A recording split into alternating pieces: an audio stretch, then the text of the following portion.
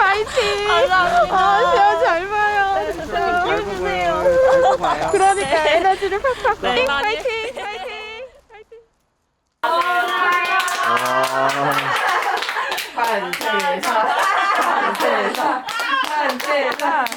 드실 만큼 다들 담아가세요. 와, 네. 잘 볼게요. 많이 가족분들이랑 드실 만큼 가져가세요.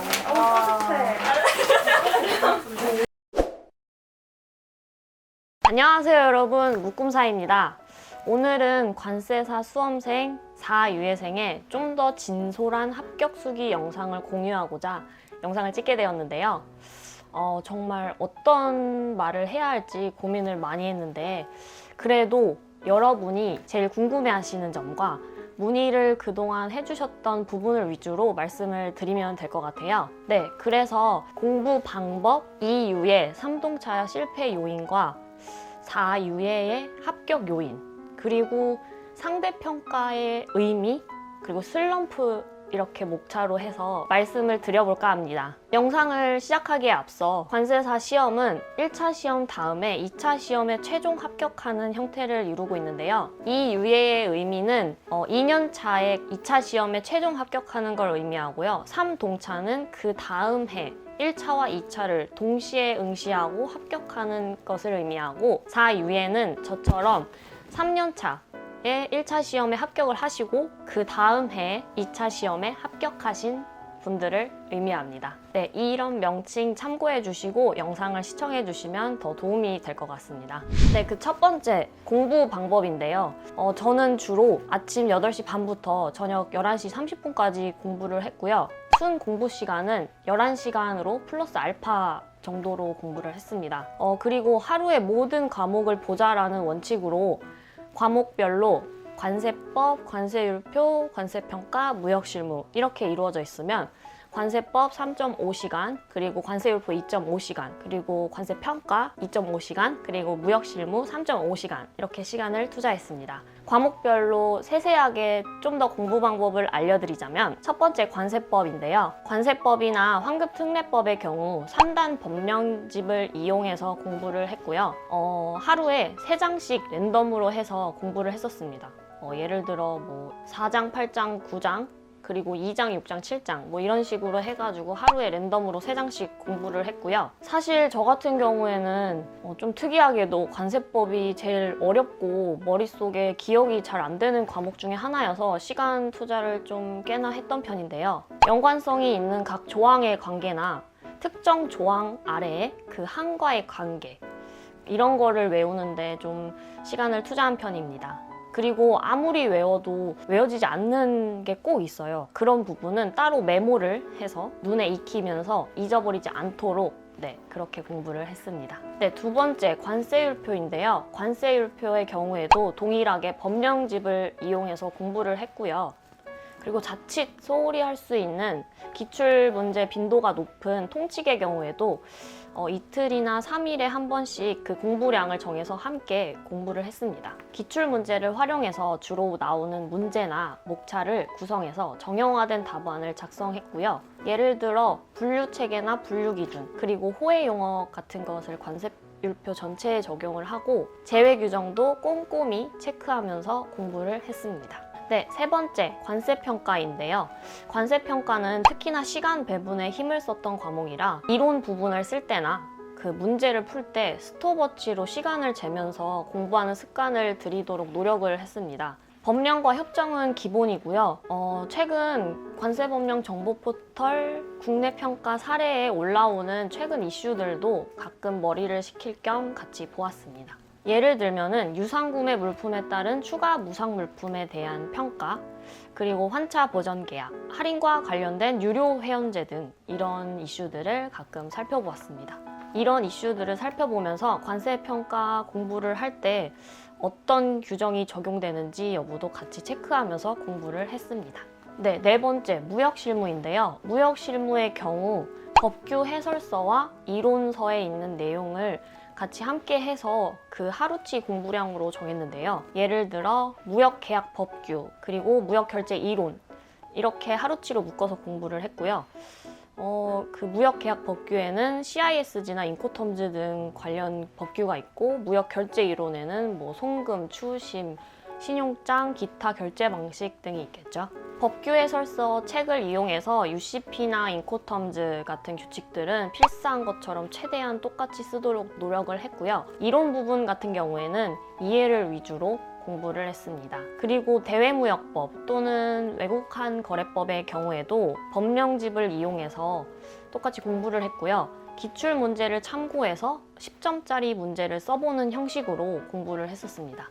다음으로는 2유의 3동차의 실패 요인과 4유의 합격 요인을 말씀드릴 건데요. 제가 이 유의 실패 요인으로 생각하는 건 안일함이라고 할 수 있는데요.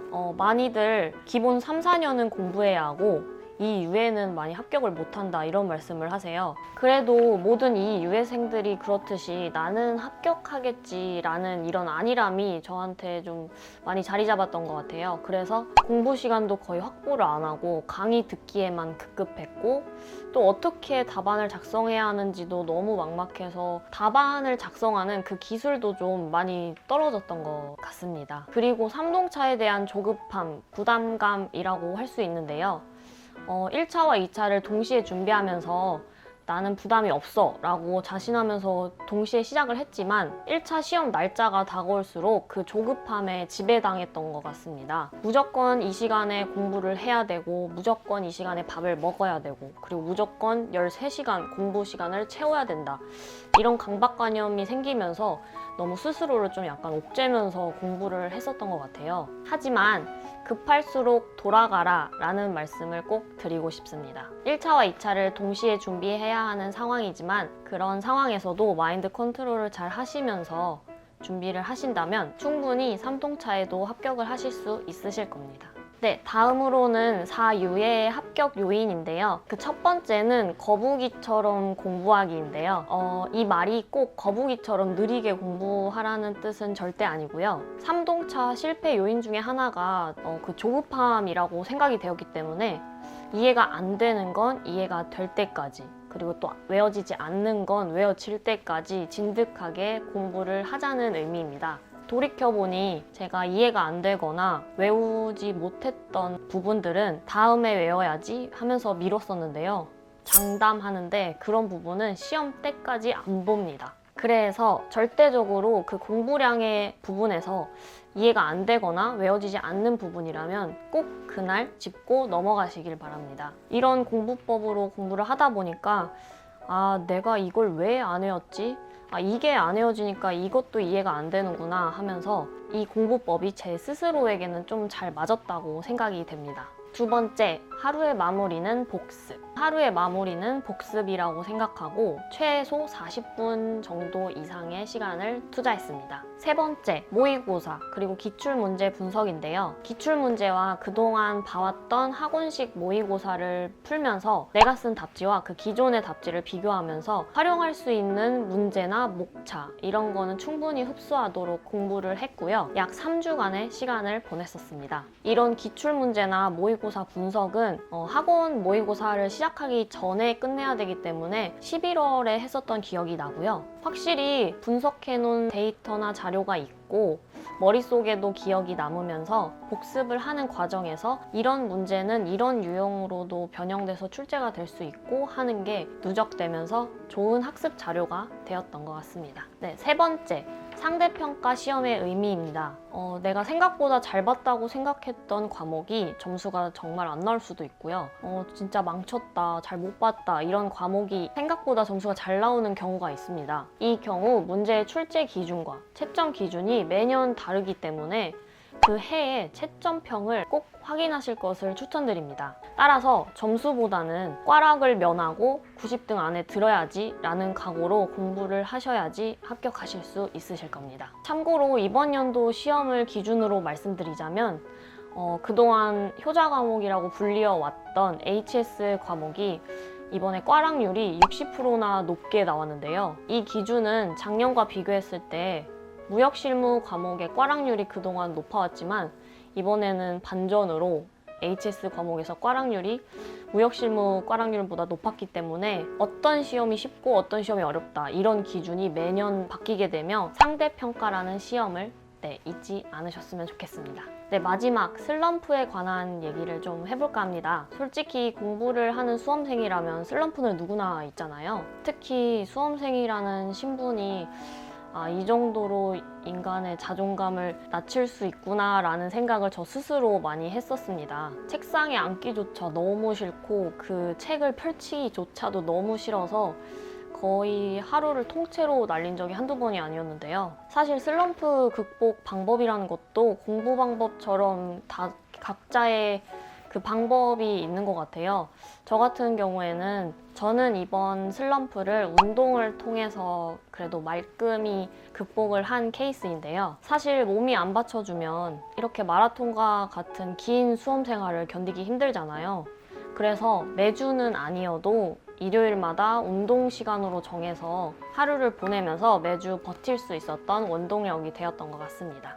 마지막으로 전달드리고 싶은 내용이 있는데요. 이번 시험도 코로나 시기와 맞물려서 시험을 치르게 되었는데요. 아무래도 예년 시험장과 그 분위기가 많이 달라졌습니다. 사실 입실 전에 발열 체크를 기본으로 하기 때문에 항상 여유를 두고 시험장에 도착을 하셔야 하고요. 2교시가 끝난 후 점심시간에는 외부로 출입이 불가능하기 때문에 각자 자리에서 점심 식사를 하셔야 하고, 물론 시험을 보는 내내 마스크 착용이 의무화가 되어서 마스크를 마음대로 벗으실 수 없어요. 그래서 평상시에 공부를 하실 때도 마스크를 착용하시면서 공부를 하는 습관을 좀 들이셨으면 합니다. 내년 6월에 예정된 2차 시험에서는 좀 코로나 상황이 진정이 되어서 마스크 없이 좀 더 편안한 상황에서 시험을 볼 수 있기를 바라봅니다. 이상 합격 수기를 영상으로 찍어보았습니다. 영상 끝까지 시청해주셔서 감사드리고요. 앞으로 더 좋은 정보와 함께 찾아뵙도록 하겠습니다. 감사합니다.